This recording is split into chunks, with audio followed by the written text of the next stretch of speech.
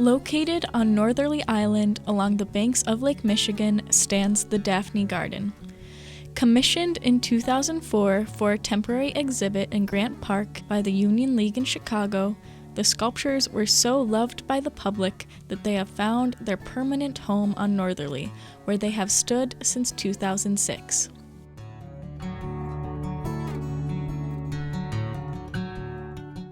The three sculptures, welded by artist Dessa Kirk, depict Daphne as she transforms from human to nature.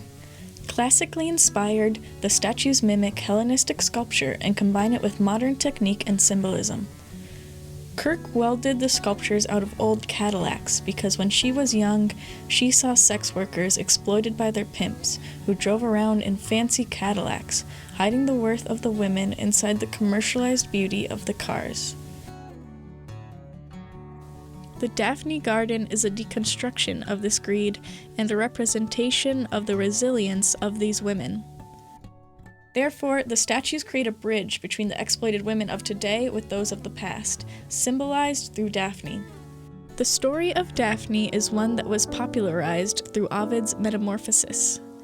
The myth chronicles Daphne, a follower of Diana and the daughter of the river god Peneus, as she tries to escape Apollo, who had fallen in love with her through Cupid's arrow. Daphne did not return Apollo's affections and tried to escape the god's desire, but he chased after her and attempted to rape her. Daphne cried out to her father for help, and Ovid writes, "As soon as she is finished with her prayer, a heavy numbness grips her limbs. Thin bark begins to gird her tender frame. Her hair is changed to leaves, her arms to boughs. Her feet, so keen to race before, are now held fast by sluggish roots.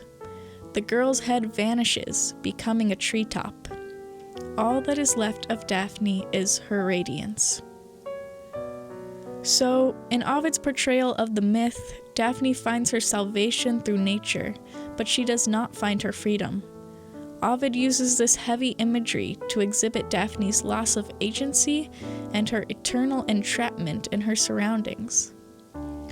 Because Daphne is rejecting the role that Apollo wants for her, the role of a passive sexual object made for copulation and for motherhood, she is punished and denied a life of being her true self. But in the end, Apollo is still able to take something from Daphne, as he takes the leaves from Daphne's branches to make himself a laurel wreath. Apollo is often represented wearing a wreath, just as Daphne is often represented with Apollo. The Daphne Garden, however, depicts Daphne alone, taking ownership of the wreath, removing Apollo from the narrative and making the story about Daphne, condemning the god's role. In Kirk's depiction, Daphne is the subject of the story rather than the passive object of Apollo's affections and of her father's manipulations. Daphne is shown reaching towards the sky, welcoming her own transformation.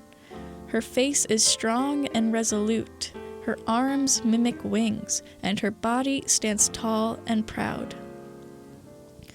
Kirk seems to be reveling in the transformation, using the materials of her piece to symbolize a moment of freedom, rather than a moment of entrapment or heaviness. Kirk made Daphne out of old Cadillacs, creating an interesting dynamic between Daphne's transformation with that of the transformation of the cars. In Kirk's sculptures, Daphne is saved from Apollo's nefarious intentions by changing into nature, just as the cars, which represent greed and exploitation, find a new meaning. Kirk took the synthetic materials symbolizing objectification and commercialism and welded them into symbols of perseverance, freeing the women that were trapped in these cars and returning them to nature. Therefore, Kirk is taking symbols of the objectification of women and deconstructing them in order to humanize the women and allow them to find agency. Indeed, Daphne's human side is emphasized just as much as her transformation is. Kirk welded the women in a manner that emphasizes their femininity. Kirk is allowing the women to be feminine even if they do not exist to satisfy male desire. Ovid, on the other hand, does not allow Daphne to be womanly if she does not satisfy gender expectations. Kirk shows Daphne as the powerful agent of her own transformation. Kirk's Daphne is taking the materials that have exploited her and dismantles them, freeing herself from an objectifying role and returning to nature. Like the original myth, Daphne finds her salvation through nature, but unlike Ovid's narrative, she also finds her freedom. It is fitting that the Daphne Garden is placed on Northerly Island, which is man-made and serves as a natural refuge from the exploitative city, and therefore matches Daphne in being saved through constructed nature. The three sculptures of the Daphne Garden stand tall as heroes on the banks of Northerly. They complement and support each other, showing the power of united women, giving support to Daphne and other exploited women throughout history. Kirk's Daphne is denying the role that the male narrative wants her to play, and she stares up towards the heavens, taunting Apollo.